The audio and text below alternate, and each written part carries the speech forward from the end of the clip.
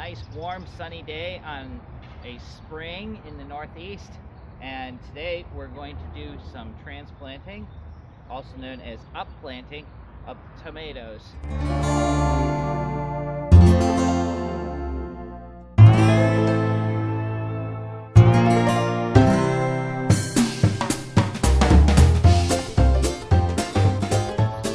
While I am prepping, we should discuss what is upplanting. Why would I upplant, and when do I upplant?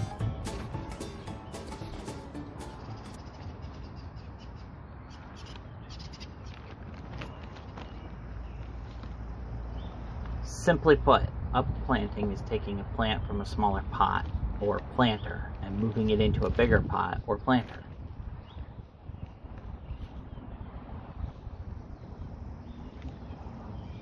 There are several reasons to upplant. The first is because the plant is just too big.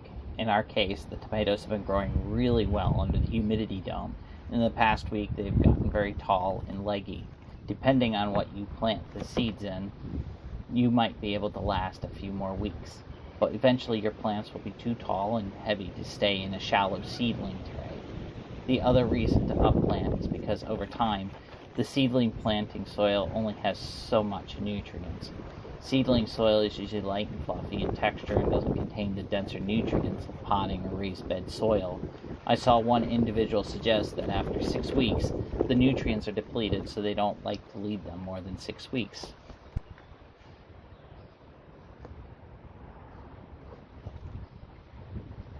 One way or another, here with our likely outdoor planting stage still about 5 weeks away, it is inevitable that our seedlings will need upplanting at some time or another. There seems to be one particular indicator that everyone agrees upon, and after that there are a lot of diverse opinions as to when to upplant. When the original seedling leaves start being replaced by the recognizable true leaves, it is possible to move them.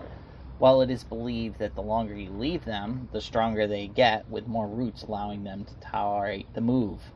We had other issues to be solved. One I already mentioned, they were just getting taller than our humidity dome.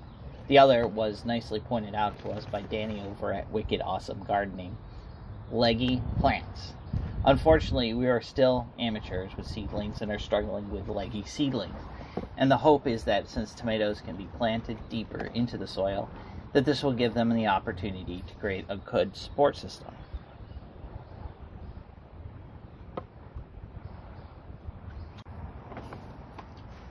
I start by prepping for the upplanting. I'm using 18-ounce cups because that is what we had left over from other projects. But we could probably be fine with 10-ounce or 12-ounce cups as well. They need to be able to contain the roots and the heights of the plants for the next 5 weeks. I drilled a drainage hole in the bottom of the cup and then filled them with soil. Then I labeled the cup with the name of the tomatoes. This seems like a good idea to do it at the beginning. It is very efficient, but it can be very hard to remember to match the cup with the proper tomato.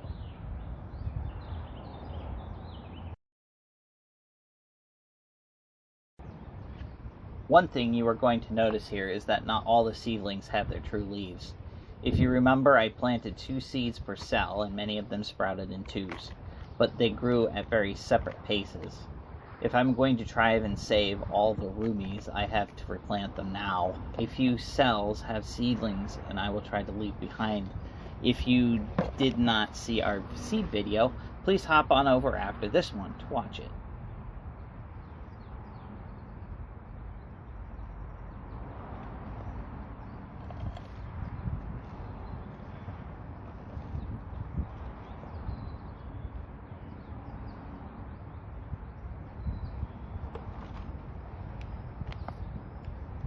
Now, as much as I don't like to manhandle the transplants too much, it is not easy to get them out, so I work as gently as I can, but there is not currently a heavy network of roots, so this is working in my favor when I have to split the doubles up.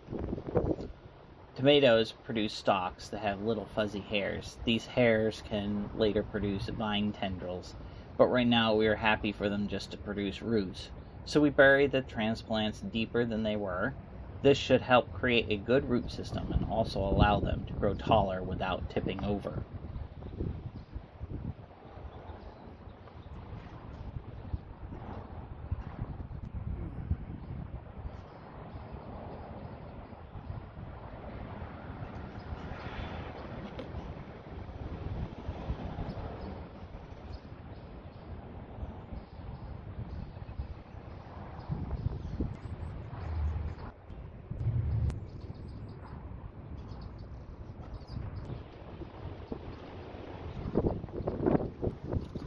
Just a little bit on the broccoli for those of you that have seen the planting video.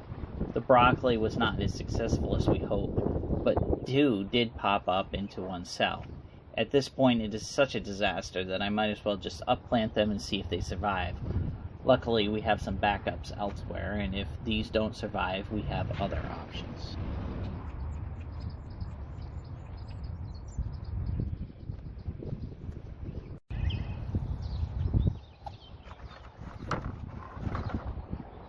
Well, this ends our video showing our upplanting of our tomatoes. This does not mean the ending of our tomatoes. If you would like to see how these tomatoes fare and some of our other plants that we've planted, please like and subscribe. Heather can show you a tour of her garden on a weekly basis, as well as a tour of all the seedlings that we have planted and are sitting on our sills.